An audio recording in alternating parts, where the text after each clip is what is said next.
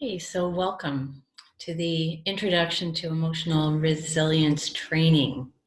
I'm going to start with a question. How well are you able to handle stress and bounce back after you've had a challenge? So emotional resilience is the ability to bounce back. It's the ability to stay present in the face of fear and uncertainty. The ability to remain open and available while dealing with change and challenge. It's the confidence to take decisive action, the willingness to face everything and avoid nothing for the sake of powerful growth and development, both personally and professionally. And it's about how you handle stress and change. Okay, at our best, we are naturally resilient. We are positive, happy, confident, calm, enthusiastic. We're open and optimistic. And that's when we're most productive and we get along best with others and we're really on our game. Resilient people are optimistic, adaptable, rational, willing. They think positively and they're well balanced in life. They stay present with a challenge while focusing on the solution. So they don't step over the challenge. They stay present with it while focusing on the solution. They're confident and they're more engaged personally and professionally. At our worst, we're basically the opposite. So we experience stress, anxiety, self-doubt, impatience, irritability. We can be controlling, competitive, defensive, and we tend to lose focus when we can't regulate our emotions. We're more likely to create conflict and things can get out of hand fairly quickly. So getting tied down with daily stressors can be the big reason why we lose our emotional resilience, because it builds up. And then over time, we become more sensitive, overreactive, and emotionally unbalanced to the point where even a small change of plans can leave us in a state of anxiety or panic. This type of stress is toxic to our system. And if left unchecked, this type of stress leads to burnout. And it's one of the things I'm noticing with a lot of my clients lately is they are on the verge of burnout or they are burnt out and they are now, it takes a long time to recover once you hit that state. So learning resilient skills can help you avoid burnout. So why is emotional resilience so important? That is one of the reasons. The other thing is that everything is changing and it's changing fast. And it's not about to slow down anytime soon. In fact, it's probably going to get a little bit worse before it gets better. We need to be we really do need to be at our best, to be on our toes, awake, alert, open and willing to lean in when we see it, when we notice a challenge is coming, because challenges are always going to be there. We need to stay in the game. In this fast-paced, interactive social world, success has everything to do with how we relate to others, and how we manage stress, obviously. So the quality of our lives and the quality of our business is linked to the quality of our relationships. And emotional resilience starts with really strengthening the relationship with yourself, and very naturally, it strengthens your relationships with others.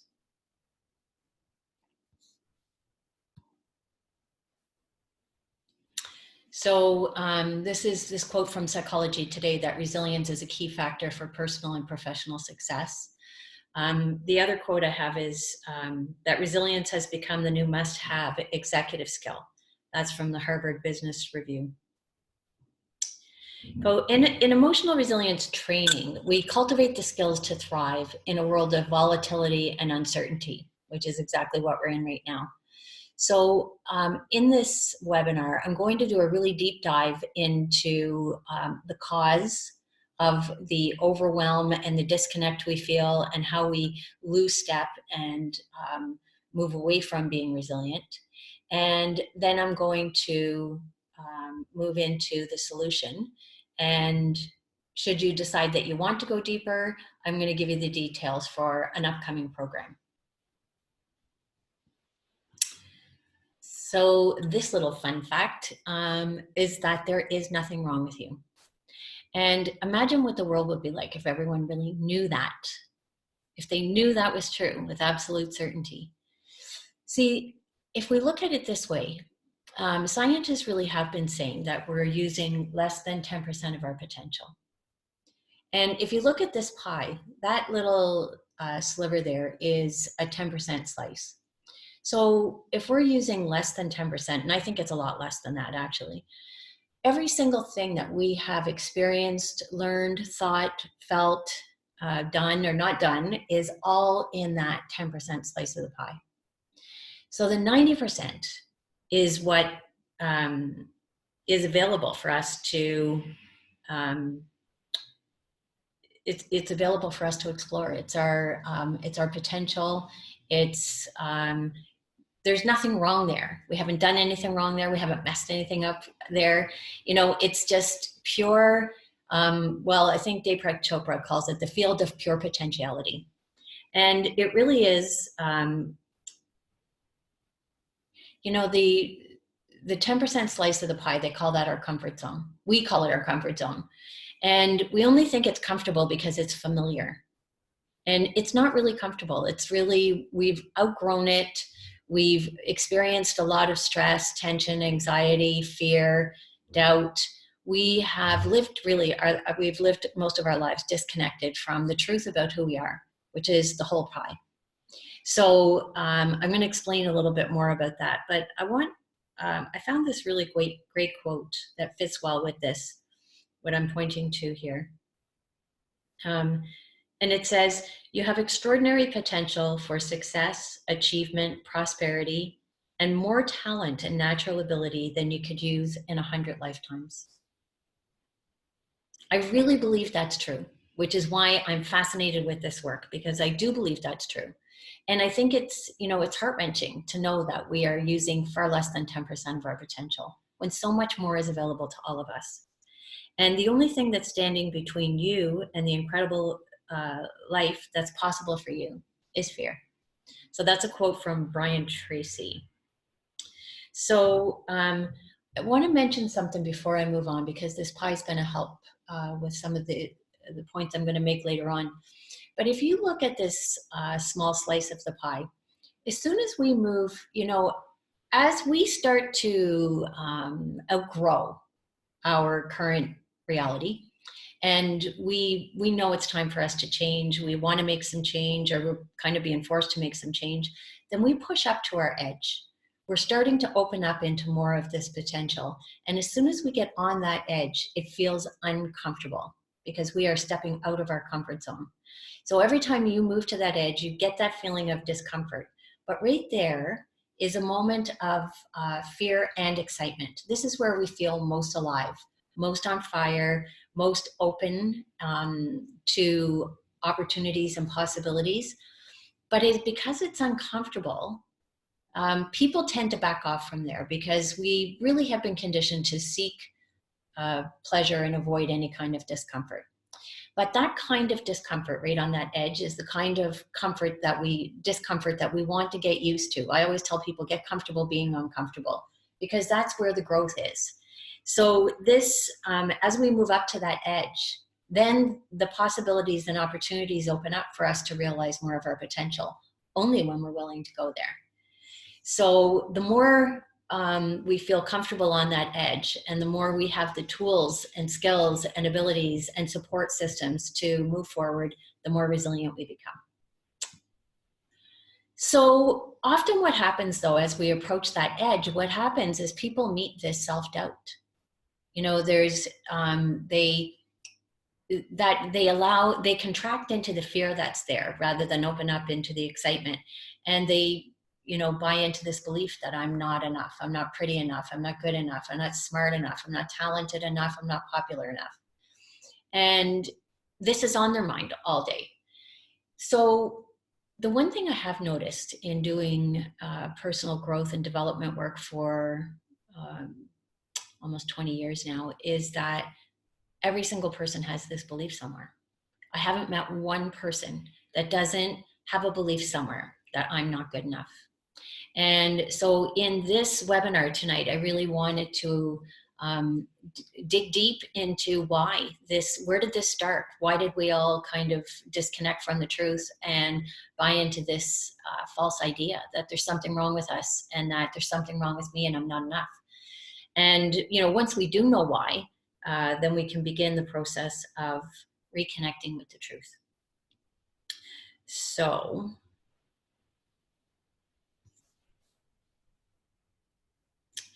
just 1 second.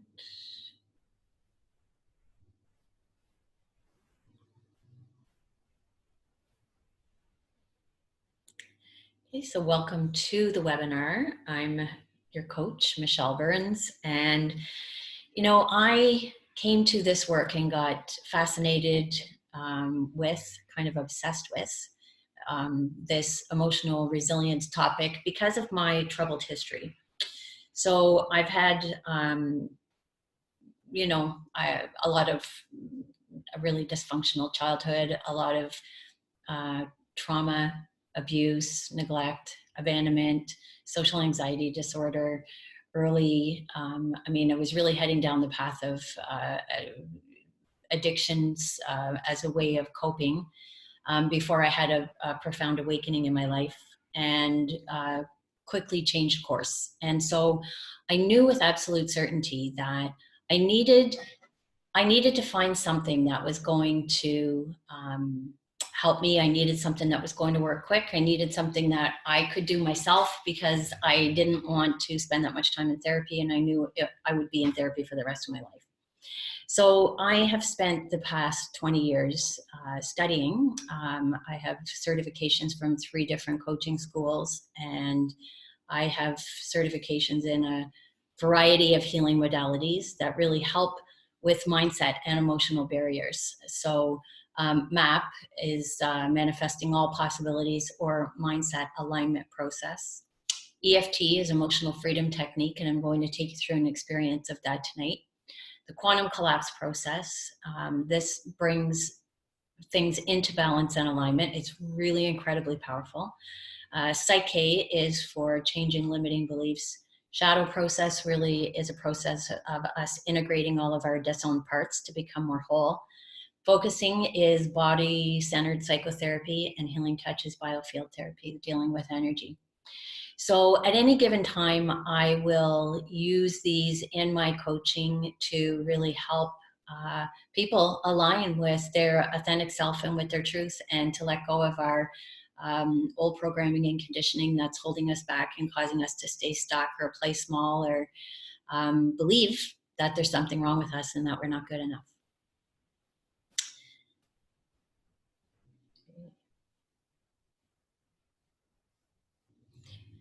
So I'm going to dig in here.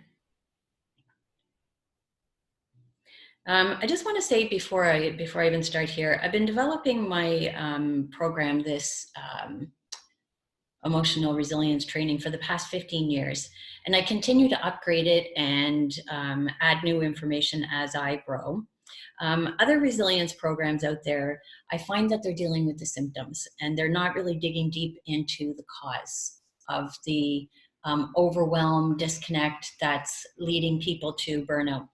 So when I'm doing this work, I really do the deep dive. We dig into the cause of it, as you'll see in some of the work I'm about to show you. I really help people dig in deep, and I give them information and the tools for transformation. So I'm going to teach you how to identify, experience, and transform mindset and emotional barriers, so you can align with your authentic power, your creative self, and the other 90% of the pie. So the more knowledge you have, and the more prepared you are for change, the more knowledge you have, the more prepared you will be for change and transformation. If you don't take action on what you learn, you will just expand your knowledge base, which is fine. But if you take what you learn and then you put it into action, that's how transformation happens. Without the action, no transformation happens. With action, everything changes. but we need the knowledge in place too. So I provide both in my programs. So let's dive in. I'm going to give you a whole bunch of information, and I will circle it back and show you how it all relates into emotional resilience. So we're going to start here that we have basically two emotions, and all feelings arise from these two emotions. So the two emotions are love and fear. So when we're in a place of love and openness and alignment, we will be experiencing and feeling more joyful, kindness, abundance, passion, we're more appreciative, trusting, courageous, inspired. And when we're contracted and we're operating from a place of fear, we're resistant, we may feel like a victim, we can be angry, jealous, competitive, guilty, apathetic, powerless, power hungry, I'll explain that later, selfish, and buy into this belief that we're unworthy.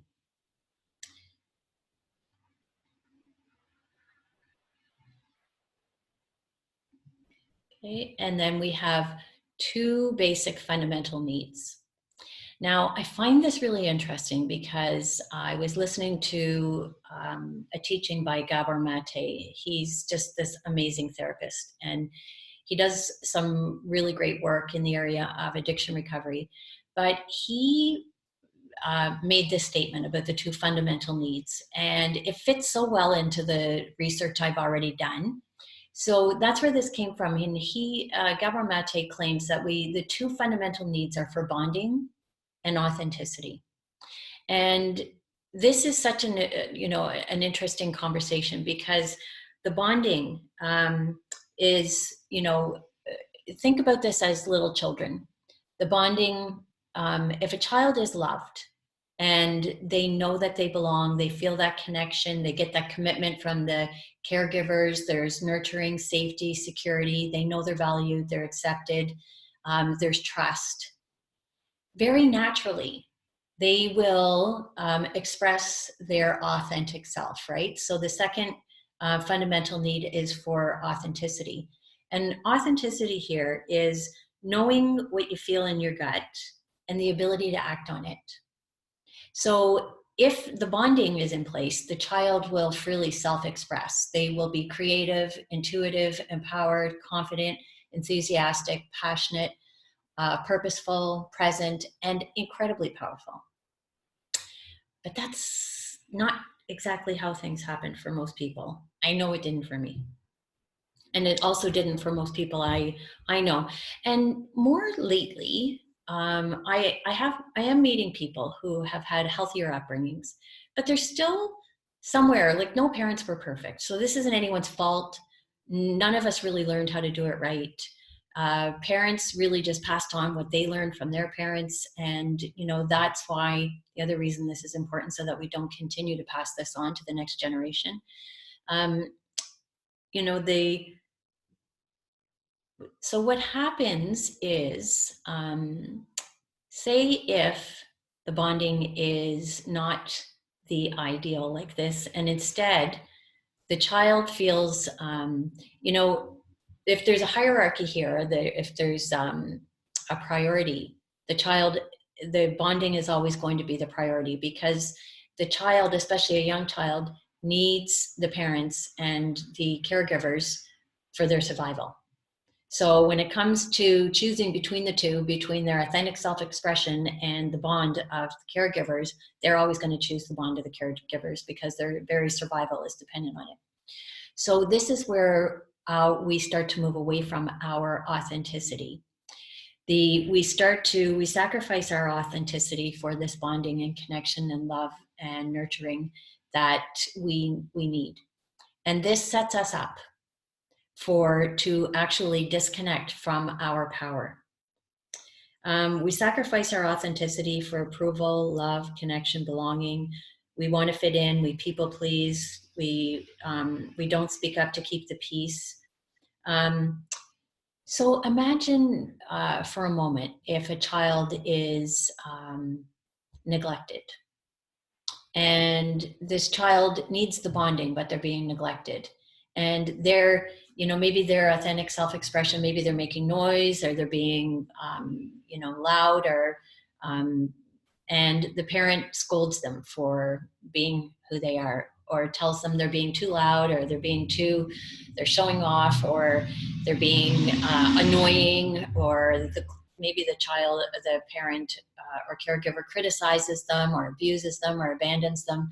And then they start to believe that there's something wrong with them, that their authentic expression is flawed in some way. So here's the setup for the I'm not good enough. So when children try to express their emotions, their creativity, their confidence, they're told to behave in certain ways, to stop acting like that what they feel is not, I don't ever remember my emotions being validated as a child. And I know for most people, they weren't either. So anytime I would say I was sad or afraid, my mom would say, oh, don't be ridiculous. That's not, you shouldn't be afraid of that. There's nothing to be afraid of. But I felt afraid. So I thought, well, there must be something wrong with me. And so then I would put on this brave face in front of my mom to get her approval.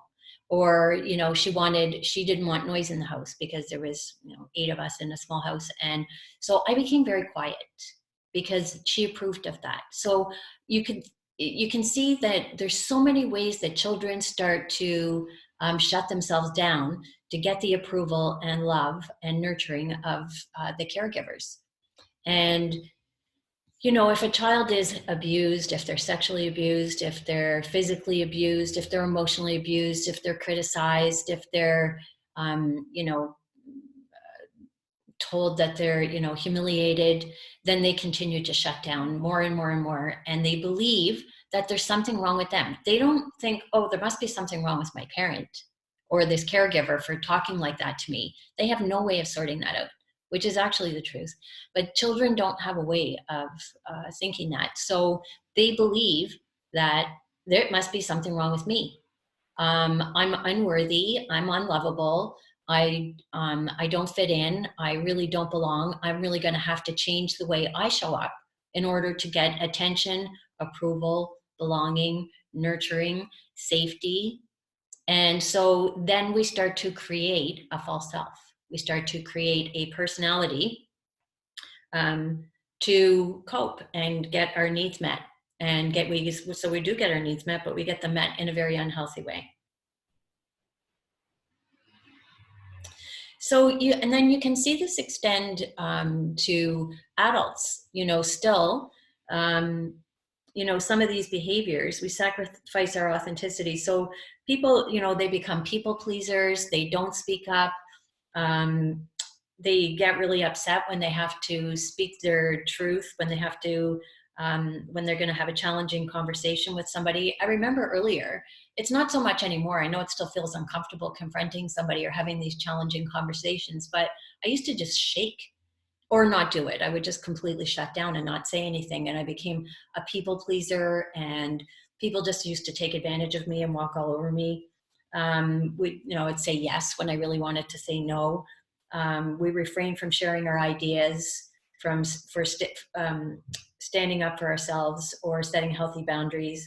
We withdraw and avoid promoting our business with confidence. We're too fearful to ask for the order or the promotion or the raise that we deserve, and we know we deserve it.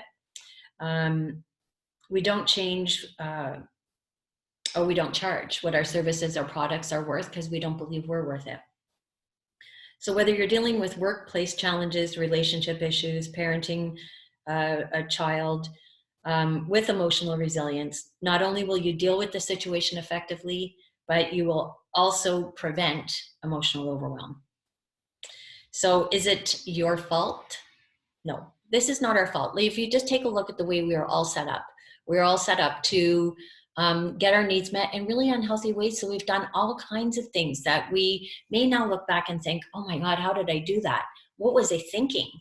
But you weren't really. There was some unconscious programming running the show, causing us. But it's not to dismiss poor behavior, but it is to take a look at what was driving it and have some compassion and forgive yourself and allow yourself to move forward. It's not our fault, but it is our responsibility to change it and to heal and move on and really open up to the truth. The only way out is through.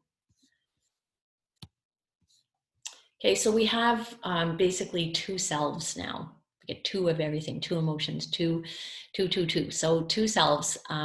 So we've got our authentic self, which has never gone away. It's always been there, but we just kind of shut off from it because we started to believe there's something wrong with it and it's not good enough and it's not lovable. So then we created this personality that is full of self-doubt, is fearful, and because it's disconnected from its real source of power, is now looking for power on the outside, or it may be power hungry.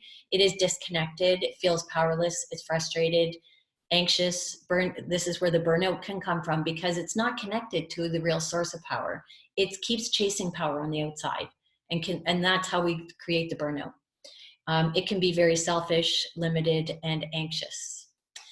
So the personality is made up of thoughts, feelings, and actions. So I'll talk a little bit more about that in a minute, but you can connect with thoughts, feelings, and actions from the standpoint of your self-image, and a lot of us do, or from our authentic self. And as soon as you begin to have thoughts, feelings, and actions that are aligned with your authentic self, everything changes. You create something very, very different. I'm going to show you that in a second. I keep looking down because my notes are here on my phone, actually.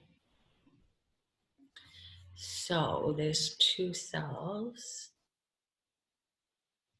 Okay. So this is, I want to talk about this because this is the setup for all of our programming and conditioning. So here's the happy little family. They all look so happy. And it's a specific incident. I'll just say, the little boy, let's say, he's got a baseball hat on. So we'll say he's a baseball player, and he's got a big game, and his dad told him he's going to come and he'll be there at the game. So the boy shows up at the game, and dad's an executive for a big company, and he gets caught up in some important business meeting and he can't make it to the baseball game. So the little boy, that's the incident. And then the little boy is looking around for his dad, and the game starts and his dad's not there, and he gets this sinking feeling like, oh God, dad's not here again, and so the belief that he begins to form is that dad doesn't care about me. I'm unworthy. I don't deserve, I'm unlovable. If I was lovable and he cared about me, he'd be here. So the child forms that belief that I don't matter. And the emotion is that he feels shame, or he feels rejected, he feels humiliated, embarrassed, he feels small. And then he creates this story that there's something wrong with me. And I'm obviously not good enough, and people aren't going to show up for me. And things are not going to work out for me. Whatever the story, we make up all kinds of stories. And then the behavior is that he starts to contract. He, behaves in different ways, and he starts to try and get his needs met, maybe in unhealthy ways. Maybe he starts engaging in some attention getting behavior at school, maybe some negative way of getting attention, because and he withdraws from his father. So, the father, let's just assume in this situation that he's a really wonderful father and he loves his family so much that he's working overtime, constantly to make sure that everybody has all their, needs met in the material world, but he's unable to be there and available for his son. So this story will repeat itself, and it does continue to repeat itself. And we have so many of these stories. We have we've created story after story after story, and we have them all buried deep in our subconscious mind. Some of them remember, some of them we are well aware of, others we don't remember. We have no idea where these ideas came from, but they're there. Sorry, no, I just lost my page here. Okay, so I'm going to come back to this. And the result is that we don't live our best life. We don't use more of our potential. We play small. We're very limited. Our behavior, like if this boy buys into this belief that I'm not good enough, he will only see in the outside world situations, circumstances, and people that align with that story he made up.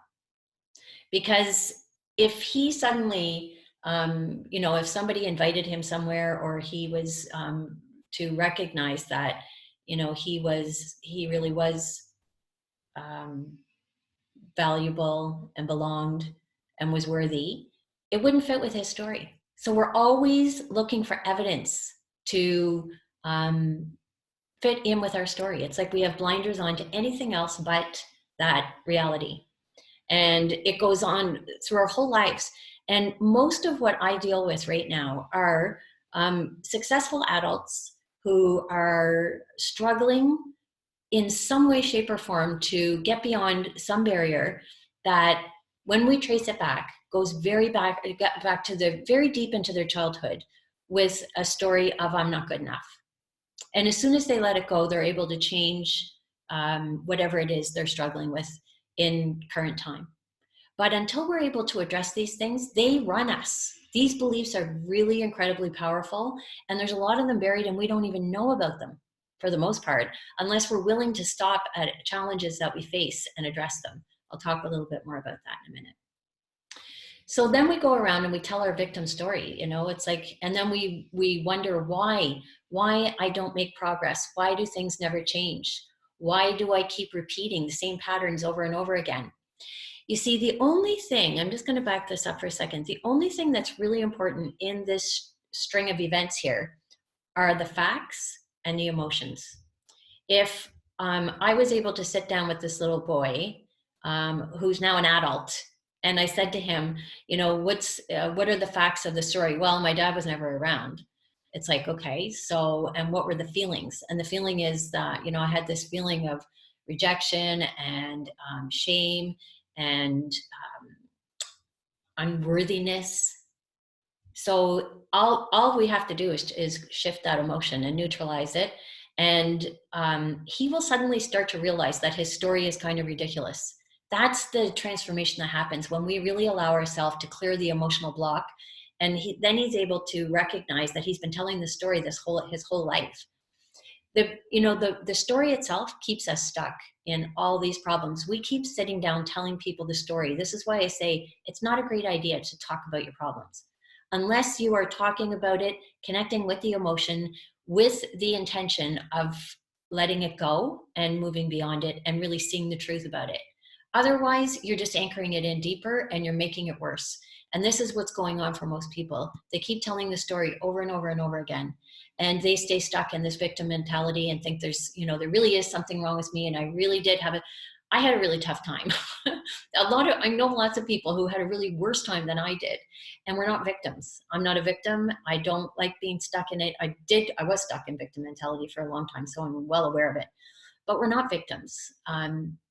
We can, at any given time, go back and release the blocked emotions and move forward. So we also have two sources of information, all right? So we have our thoughts and we have our emotions, and our thoughts create our emotions. It's the thoughts are electric and the emotions are magnetic. So I'm going to skip forward and show you something, and I'm going to come back to this. This is a picture of the vagus nerve. And if you don't know anything about this, there's a field of study that is coming into the mainstream more, and it's called polyvagal theory. And it's all about this vagus nerve. I learned about this a long time ago in my yoga teacher training. And it's the nerve that goes from your brain. It goes straight down through your whole system. This is the entire vagus nerve. And it goes down right into your gut. And remember I said your authentic self is getting that feeling in your gut and the ability to act on it. It's so important. And it's linked to this vagus nerve. So a thought in your mind, like if a child has that bonding, the healthy bonding, and they believe that they're worthy and deserving, those are the kinds of thoughts they have. And then that information will come down into their gut, and they will know that they are valued and that they have, they're creative and they're intuitive and they're powerful. And they will know that in their gut, and they will act on their intuition and their inner knowing, and their life will unfold in a very different way. So the information, the thoughts are electric. So a thought creates an electrical spark in the brain, and it travels down this nerve, this vagus nerve, through your entire system into your gut, and it sends a signal out to all your glands and organs so that it floods your body with the feeling. So we'll come back to this in a second. So here's some thoughts. So the thoughts are electric. They send the signal down, and the emotions are magnetic. It's what we radiate out. So you walk into a room and you can feel like if somebody's really angry and you can feel their energy, they're radiating out the emotion they're feeling.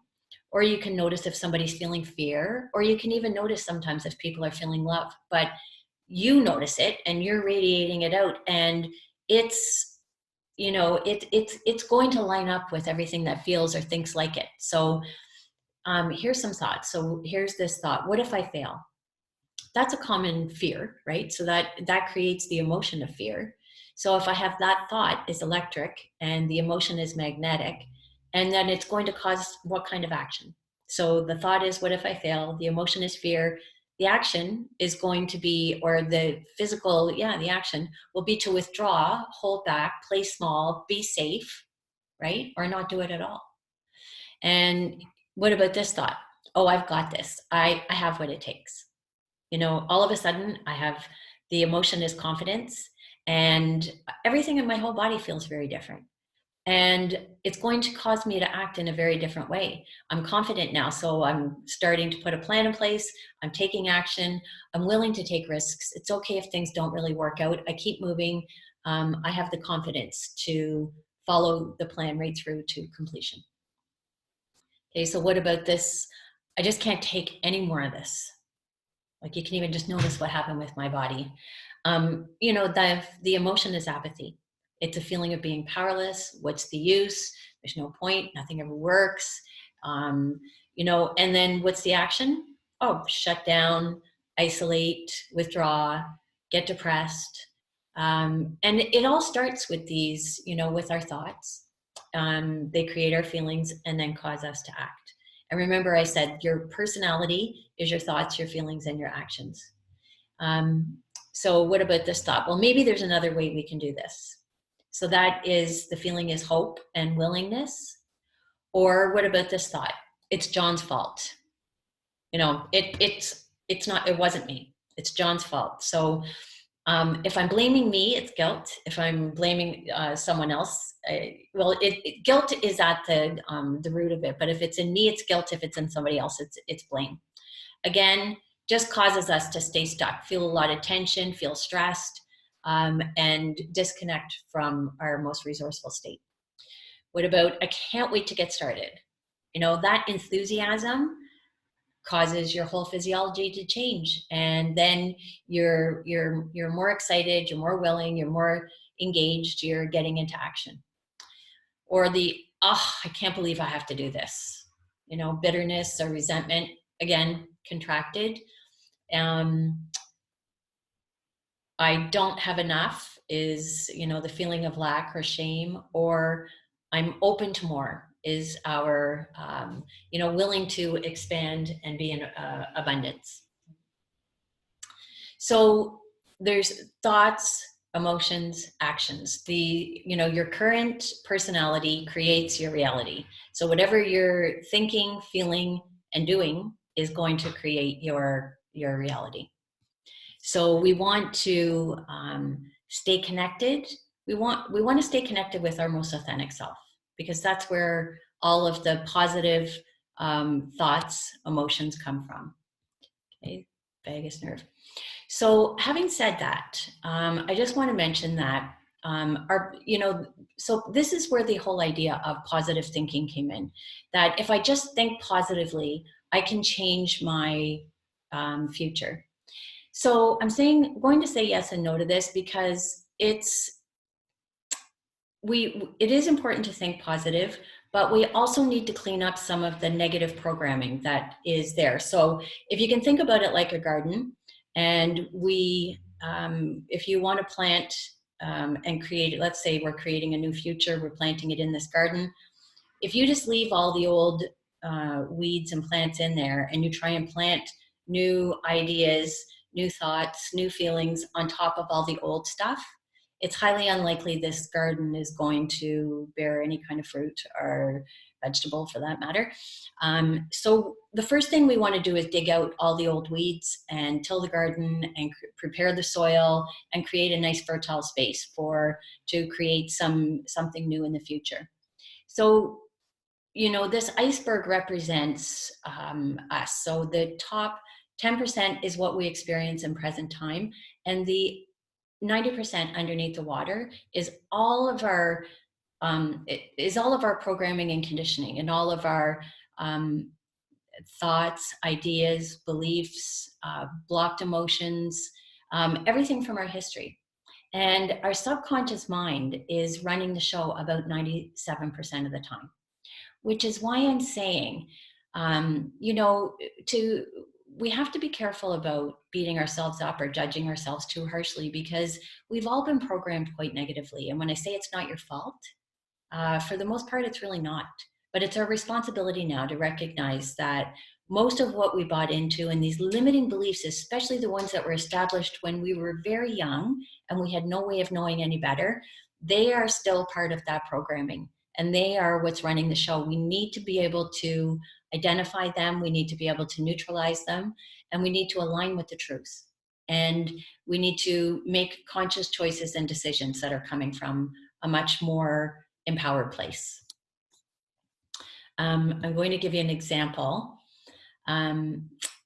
So once again, this, if you can think about this like the iceberg and all these little dots down here. So these were the only two people icons I could find in Canva. So they had to fit in with my story. So I'm going to make up a story too that's going to fit with the narrative here. So this guy on the right has asked this girl out on a date. Okay, this is in present time. And she has said, no, absolutely, I cannot. I've got to wash my hair and wash this sweater. I mean, look at it. And so he feels rejected. And, in present time, he may be able to think, well, that's too bad. It's unfortunate. She didn't want to go out on a date with me. Her loss. Maybe I'll find someone else, or maybe I'll ask her at another time. But because he has, like, beneath the surface, if you look at all these little blue dots beneath the line, the water line here, these are all the times in his past that he's felt rejected, that he's felt humiliated, that he's had this belief show up that I'm not good enough and I don't matter. And so when he has this experience in present time, what it does, it goes into his old programming and ding, ding, ding, ding, ding. It pulls up all the unresolved stuff that looks like it and causes him to overreact. And now look at him. And he's in an overreaction, and her future is uncertain at this point. So this is actually what goes on when we're overreacting, when we are overwhelmed, is that we really aren't dealing with the present situation. The present situation is, it may be intense, it may be painful, but we could process through that very quickly if we didn't have this backlog of stuff to deal with. So, an emotion, they say it only takes 90 seconds to process. If we don't put a story in it, if we don't buy into some belief, if we don't make up a story, if we just stay present with the emotion and the feeling, it'll move through really quickly. And, now in the work that I do, I use the current challenge as an opportunity to go in and clean out this past. So I'll say if this guy here, I could get him to put the sword down and have a conversation with him. And I would ask him, so you're feeling rejected. Can you tell me, did that ever happen to you in your past? And he would be able to say, yeah, it happened like 20 different times. And we would, I would ask how he feels when he's rejected. And he would say he feels, shame, guilt, whatever, the emotions. We would clear the emotions. And then he would, in present time, be able to get an insight about the story and see that, oh, it's not really that big a deal. Maybe she really did need to wash her hair and her sweater. So he can be more rational and move on. And this is going on all the time. We really aren't dealing, most of the stuff that we're dealing with in present time is not a present time situation. It's triggered by a whole bunch of past stuff.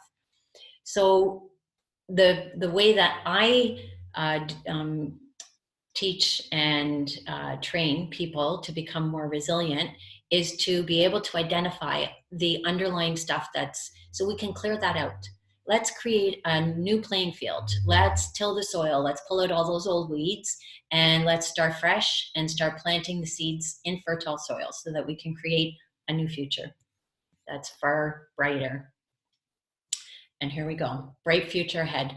So when your subconscious is cleared of false information and beliefs about you and your world, you naturally align with your soul and your innate wisdom. And then you are empowered, you're aligned, and you're free to be who you are.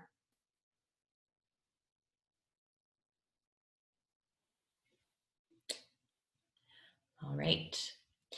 And then we have two types of power. So when we're aligned with our authentic self, and this is why I'm saying this is what we want. We really want to be able to connect with our authenticity because this is when we're most creative, intuitive, when we have the most energy, the most passion, excitement, enthusiasm, when we're on purpose, when we're present. And when we disconnect, when we believe there's something wrong with us, when we believe that we're not good enough, when we feel stressed, when we go into fear, when we go into anything that causes us to disconnect, all of those emotions that are under fear, they cause us to disconnect. When we're not connected with our power, we start looking for power outside. We want to have power over others. We can become controlling. We can be competitive. We're looking for symbols of power in the form of a professional title, material possessions, trophies, money, toys, everything because we believe that it's going to make us look powerful and make us feel powerful. The problem with that kind of power is that it's the feeling of satisfaction from it is so very temporary. It always leads us to wanting more and more and more. Now, I coach a lot of people who are in this category because, well, most of us are disconnected from our authentic power. That's all there is to it. It's just now it's the extent to which we're disconnected. But there's so many people who have worked really, really hard. They have amassed, could be wealth, material possessions. They've done a lot of things and they still have this feeling like something's missing. And it's their connection with their soul, with their authentic self. The choices and decisions that they've been making have been coming from their head instead of their heart or their gut. It's coming from their thinking instead of their authenticity. They are pursuing things that they have been taught to, that they believe are valuable. They are pursuing, careers and knocking themselves out to prove that they're worthy, that they're valuable.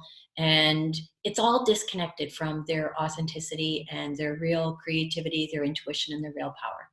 And so they live in fear of losing it all the time too, because they have no real sense of power. They don't even really know who they are. Most people actually don't. I'll ask people to tell me who they are and they will start telling me what they do. And this is just, like I say, it's nobody's fault, but it's our responsibility now to reconnect. If you really want to become resilient, if you really want to know your power, then this is the work that we want to do. So coming back to the vagus nerve again, there's two modes of operating in our nervous system. I'll just say it that way. So we have our authentic power is there when we are relaxed, when we're in our parasympathetic functioning. And when we're relaxed, when we're connected, when we feel safe, when we are getting, we have that bonding and we feel like we belong, then we're aligned and we're empowered. And this is our immune system is functioning on high. Our body is healthy. We recover and heal easily from any kind of illness or ailment. Our body is functioning at its peak when we're in this state. When we are stressed, we disconnect and our sympathetic nervous system is functioning. We go into fight or flight, we shut down, we can numb out, and we feel powerless. And this is where we start looking for power outside of ourselves. Our immune system is compromised and over a long term, if we are experience a lot of stress, it really starts to affect our body because our immune system is suppressed. We it creates a opportune environment for germs and viruses to flourish because our immune system is not functioning at its peak. So there's the parasympathetic nervous system and the sympathetic nervous system. And when I start to talk about some of the ways, I will talk about EFT. I'm going to do a process with you. I'm going to go back to this just for a second. Mention this. So what EFT does, it's called emotional freedom technique. I know a lot of people, many of you who might be watching this have done it before, but if you haven't, it's a tapping technique that we use to relax the nervous system. And what it really does, it relaxes the sympathetic nervous system so that we can reconnect with our parasympathetic, and then we can connect with our most authentic self. Yeah. It relaxes the nervous system so the emotions can come to the surface. Then we can process them and let them go. And then we can experience our emotions in present time. All right, so let me just talk for a moment about emotions. So emotions, there's a scale of, I put scale of feelings here, but we can call it either feelings or emotions. Instead of looking at them as positive and negative, I look at them as high and low. So the emotions at the low, like we're looking at shame here, is at the lower end of the scale. And as I was mentioning earlier, any experience of feeling unworthy, unlovable, anything that, a situation of abuse or neglect in our childhood causes us to feel shame. And that's a low, heavy, dark kind of feeling. And then as we release that, we feel lighter. And as we move higher up on the scale, we feel lighter and lighter. Courage is kind of like about a quarter of the way up on the real scale here. And courage is the ability for us to really face the truth, face these emotions head on, and continue to rise above and grow and open up into more of our potential. We're more willing, more accepting. We think we're more reasonable, we're more loving. So the program that I've developed, it's a 12-week program, and we deal with every single one of these. We spend, there's a module on shame, there's one on guilt, there's one on apathy, there's one on grief, and we go from the bottom up. So it's gradually gaining more strength, more power, more energy, letting more go, feeling more open, feeling more free, feeling more relief,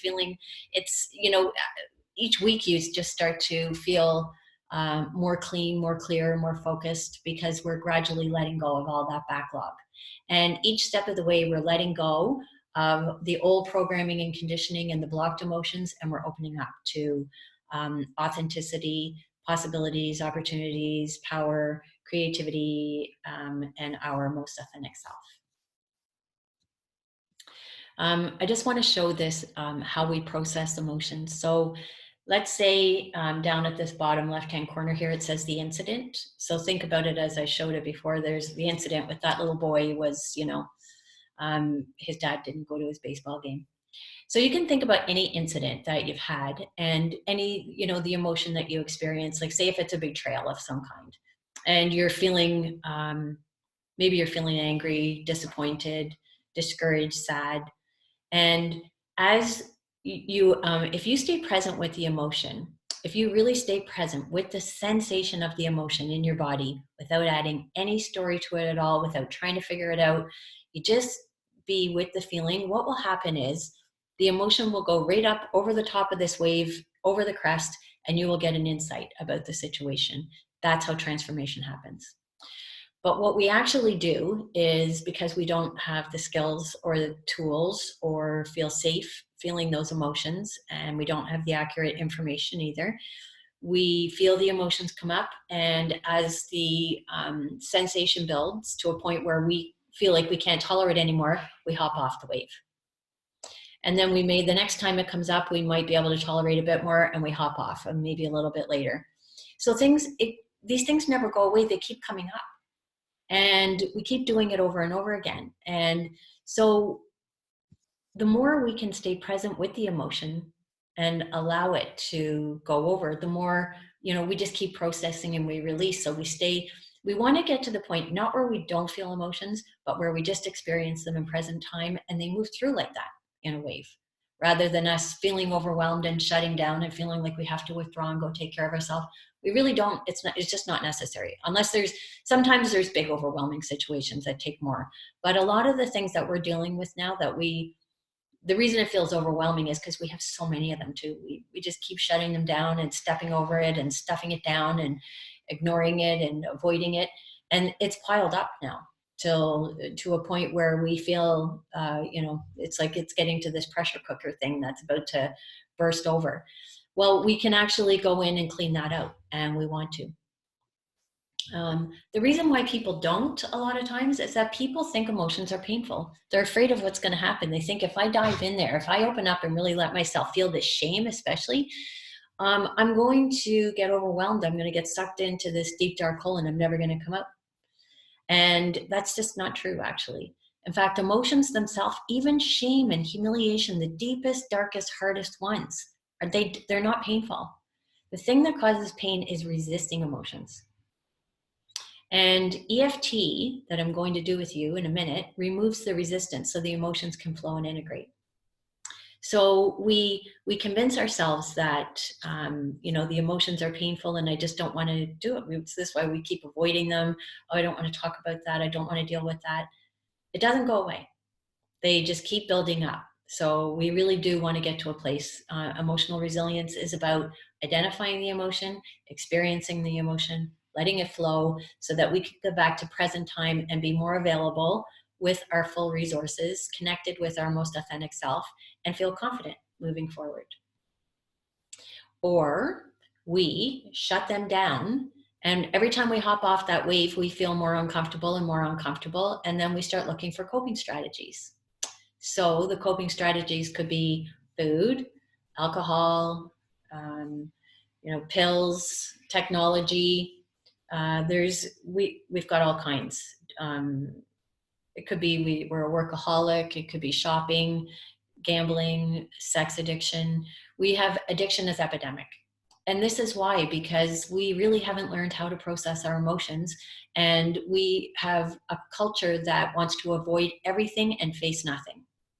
And that causes us to disconnect from our power and, cover up the discomfort, basically. So these are the coping strategies. And the solution is to face everything and avoid nothing. And this is we either build emotional resistance or we find a way to cope. And that's all of our addictions. So before we go into the EFT, I'm going to do with you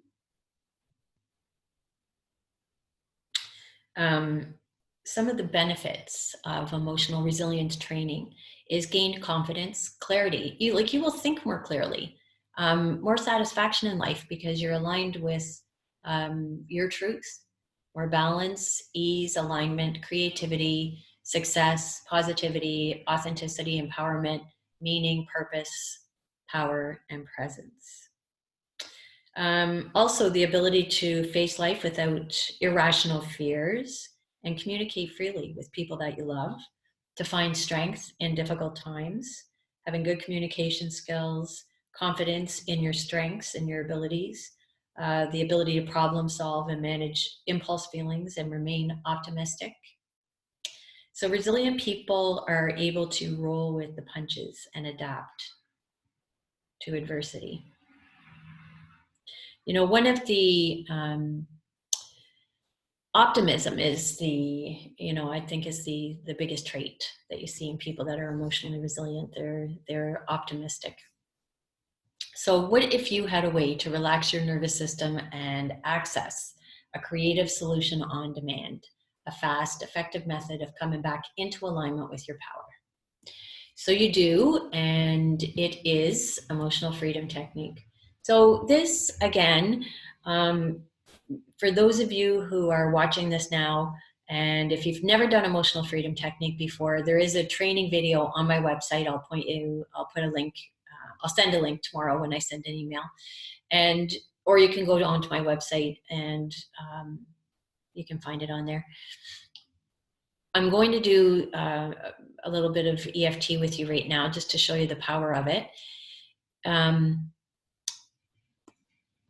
Like I said, it relaxes the sympathetic nervous system.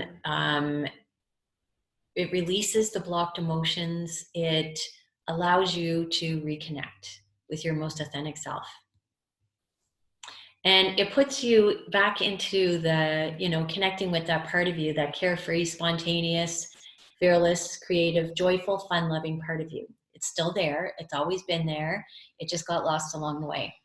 And this is the thing, if there was one thing I would really love you to leave here with tonight, is to know that your authentic self has never gone anywhere. It's always been there.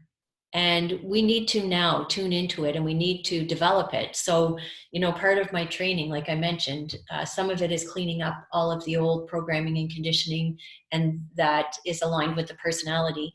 But the other part is called aligned action and accountability. And it's, we align with our truths, but we need to develop these strengths, and we need to develop the traits and become the kind of person who could live the life that we really should be living. And once we align with it and start moving in that direction, it becomes easier and easier. But initially it's a little uncomfortable because we haven't lived our life this way before. But you do it in small steps. And when you're tuned into your intuition will guide you in the right direction 100% of the time. And it will give you the steps in a measured, organic way that works for you. Key to confidence is resilience. Absolutely. Exploring your edge, it can be exciting and scary, but you will always be in the right place. So that place, that edge right outside your comfort zone is the right place to be all the time. And we always avoid it. So I want to just say one final thing before we go into our EFT, because they say that happiness is found on the inside. The deep internal work is what we need to do. We need to get the solutions and the answers and everything on the inside. But people don't want to go inside, because what else is in there? People don't want to go inside because that's where the pain is. That's where all the unresolved stuff is. But once we start to clean that out, we want to go on the inside. We want to get quiet. We want to drop in. We want to connect. We want to know who we are. We want to know what we're capable of. We want to, connect with our creativity and explore and express, because this is what we're here for. And the only reason people don't want to go anywhere near that now, because as soon as they go inside, they start to feel all that unresolved stuff. And once you recognize that it's really not painful and it's not who you are, and the tools actually work, and there's a process that you can engage in that really makes the whole thing easier, you'll be far more willing to go inside. So, having said that, let's do some EFT. So I sent everybody a worksheet. I'm sorry about the screen. Okay. So I sent everybody a worksheet, and in the worksheet, I asked you to identify a specific challenge that you're currently facing. And if you didn't get the worksheet or you didn't get a chance to fill it out, that's okay. But I will invite you for, just for the sake of this process, to identify a specific challenge that you're currently facing. It can be anything. It can be a small thing or a big thing. I would go with something that's kind of a present situation for sure. And rate the level of discomfort that you're experiencing with it. And you might be able to see on the screen here. I'll just go through it. Yeah.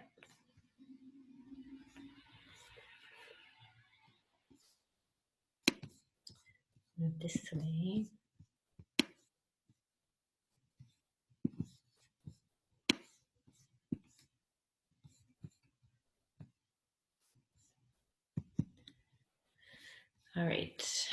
I've got my screen share back on, and you should be able to see this. I'm just going to go through it with you. So bring to mind a specific challenge that you're currently experiencing. This could be something in your career, your finances, your relationship, health, social life, and make a few notes. And then the second part, it says, how do you feel about the situation? So we're going to go through a variety of different emotions. And that's what I love about this particular sequence, because usually when someone comes to me and they say, oh, I've got this big thing going on in my life, and I'll say, well, how do you feel about it? Well, I'm frustrated. It's like, okay, anything else? Nope, that's it. I'm frustrated, I'm annoyed, I'm irritated, whatever. Like they'll usually have one word, one emotion that they're expressing. But the reality is that there's probably a whole host of emotions that are contributing to the stuckness of this situation. So that's what this process does. This helps you identify the variety of different emotions and allows us to process them. So, but I always ask people to start with the strongest emotion that they feel. So it might be anxious, frustrated, fearful, angry, sad, worried, stressed, overwhelmed, embarrassed, discouraged, guilty. Pick one. And on a scale of 1 to 10, you can rate your level of intensity, with 1 being really low and a 10 being really high. It doesn't really matter, these numbers, but we want to do it to measure progress. So allow yourself to identify what the intensity is. And then I've asked you on your worksheet to put, what is it that frustrates you most about the situation? What makes you angry about it? What makes you feel anxious? I feel stuck or embarrassed because. What's shameful about it? And at this point, this is where most people say, no, I don't feel shame. But now that you understand shame is that feeling of, believing that I'm not good enough, I don't have what it takes, I don't believe I can do it, or I really messed up. That's the feeling of shame. Experiencing self-doubt because I'm afraid that, I'm discouraged because I feel guilty about, my biggest regret in the situation is I'm angry at myself because I feel alone, I feel sad because. So if you take the time to kind of fill those out, this process will become, it will be more impactful, I'll put it that way. All right, so tune into the strongest emotion that you're experiencing. And we're just going to, you can tap along with me if you've never done this before, just follow along. You can go and watch the how to do EFT video on my website. But for now, this will work whether you've ever done it before or not. So just tap on the side of your hand and you can repeat.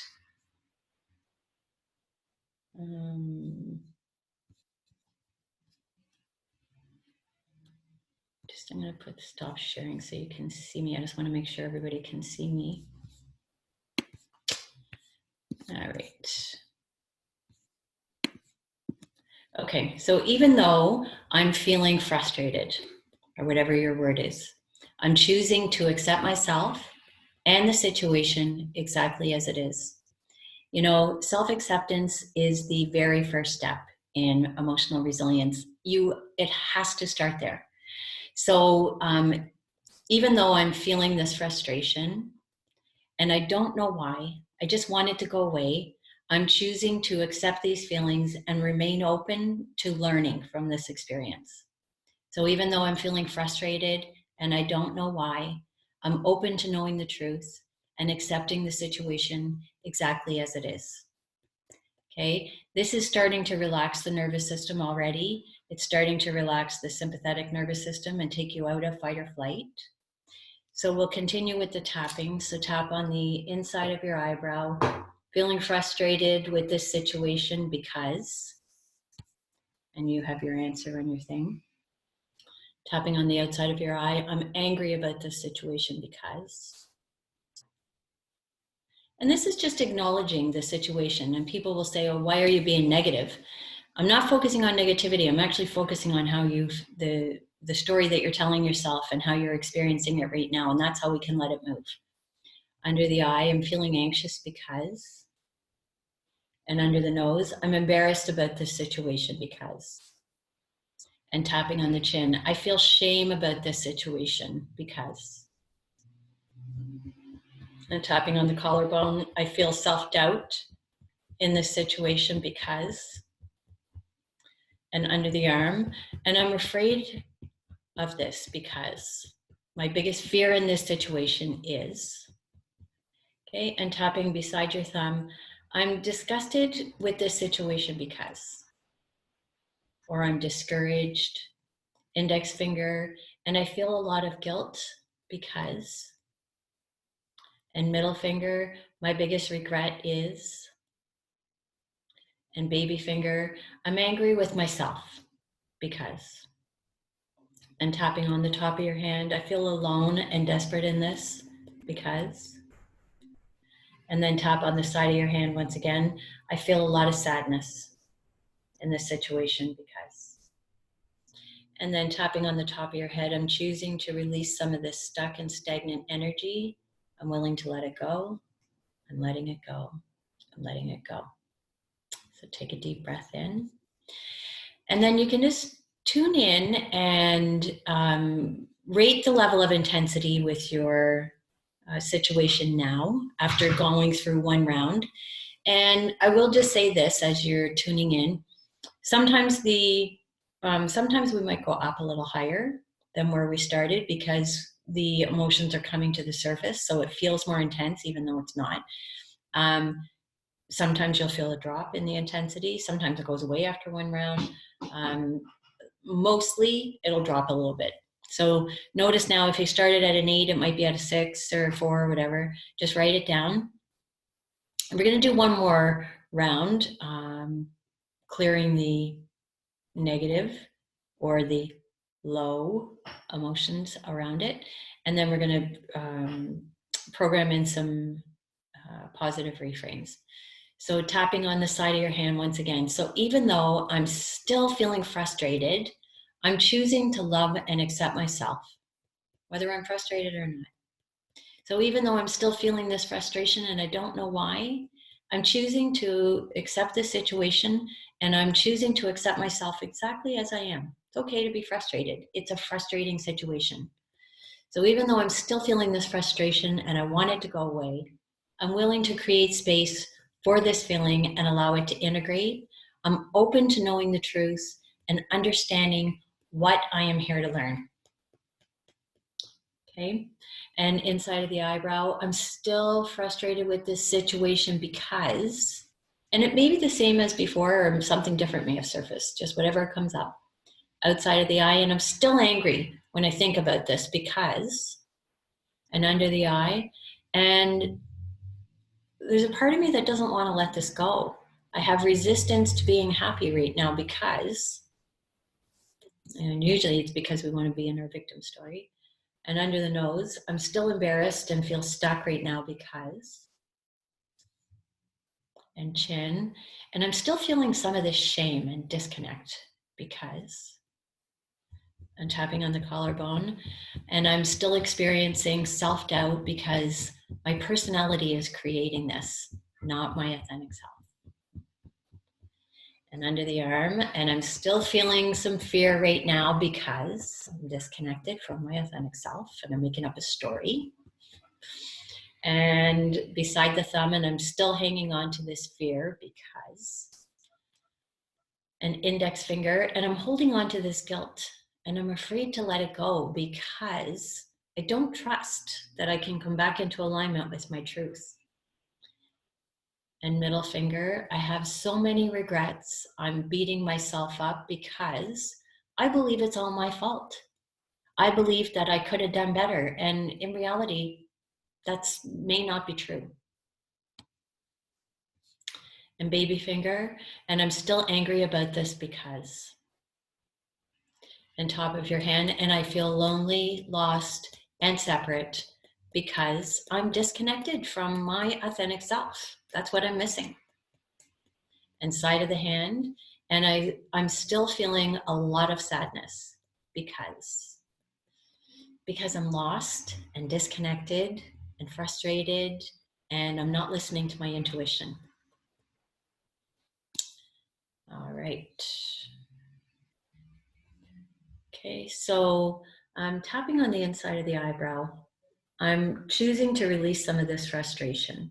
I'm willing to accept myself exactly as I am. And outside of the eye, I'm ready to release some of this anger. I'm choosing to forgive myself. And under the eye, I'm letting these anxious feelings go. Anxiety is a fear of the future, and the future has not happened yet. I'm choosing to relax. I'm choosing to allow my nervous system to relax. Under the nose, I'm releasing this embarrassment. I'm aligning with my authentic self, and I'm choosing to be proud of who I am, regardless of what's happened. Tapping on the chin, I'm releasing this remaining shame, and it feels good to align with my authentic self and to know that I am worthy, deserving, and I'm proud of who I am. And tapping on the collarbone, I'm choosing to take life in. It feels safe to be happy and carefree. And under the arm, I'm releasing this fear from every cell in my body. I'm feeling the excitement and I'm ready to move forward. And tapping on the thumb, I'm releasing this disgust. I'm ready to embrace life. Index finger, I'm releasing this guilt. I'm letting it go, and I'm choosing to love and accept myself. And I'm opening up to my all my creativity. And middle finger, I'm releasing these regrets, and I'm willing to learn and grow from the experience. And baby finger, I'm releasing this anger, and I'm willing to forgive. And top of your hand, I am never alone. My primary partner is spirit. And side of your hand, I'm releasing this sadness. I love and accept myself. I am free. Okay, take a deep breath in and allow your entire body to relax. Okay, and once again, tune into the challenge that you started with and notice the intensity of that right now on a scale of 1 to 10. Okay, and I'm going to do one more round of positive reframes. So tapping on the inside of the eyebrow, I'm feeling calm, centered, and confident. Outside of the eye, I forgive myself and I feel free. And under the eye, I think that I trust that I am divinely guided and protected, and I come into alignment with my most authentic self. Under the nose, I am confident and grounded. And tapping on the chin, I am worthy of being happy. Happiness is my birthright. And collarbone, I'm ready to take life in and align with my authentic power. I know who I am in truth. And under the arm, I trust the process. I am responsible for the effort, not the outcome. And thumb, I forgive myself, and it feels good to do that. I forgive myself, I am free. Index finger, I accept myself exactly as I am. And middle finger, I'm ready to move forward. Baby finger, I'm feeling happier already. And top of the hand, I feel aligned with source. I am never alone. And tapping on the side of your hand, it's good to be alive. Okay, and take a deep breath in.